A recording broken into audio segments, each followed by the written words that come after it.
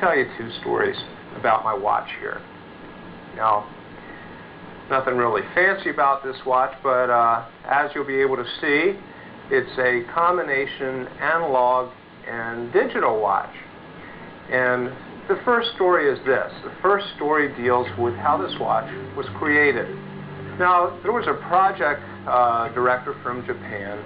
His name was Nomo, and he started several years ago with a team of engineers that created detailed engineering drawings for every little component in this watch.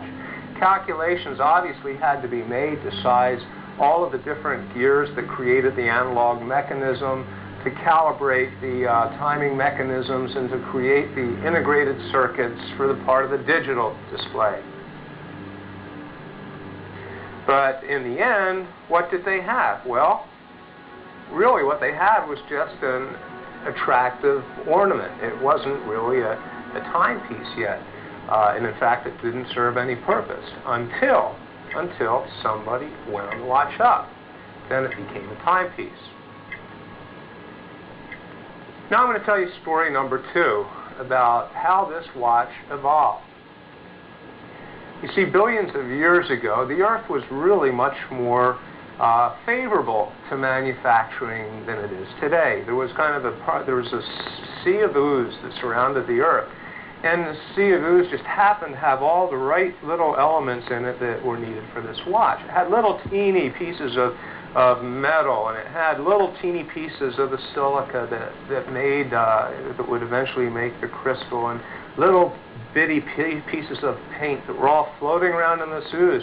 And there was volcanic heat at the time, and over a process of a real long period of time, this volcanic heat made these particles of metal bond together.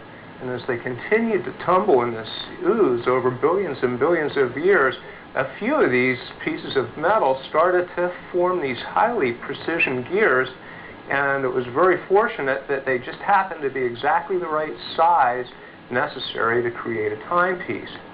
And you had really kind of an incredibly beautiful little ornament. It just lacked one problem. It still needed somebody to wind it. Now, which of those two stories do you believe? The idea of evolution of a watch seems absurd. At least I would hope so. A single living cell is so vastly more intricate than this simple little timepiece. So much more complex than a simple watch. It's beyond comprehension.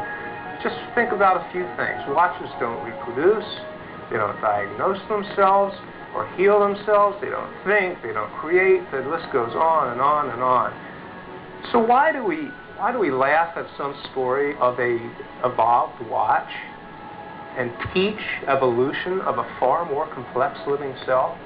Do you know that the human cell is far more complex than the most advanced manufacturing facility in the world?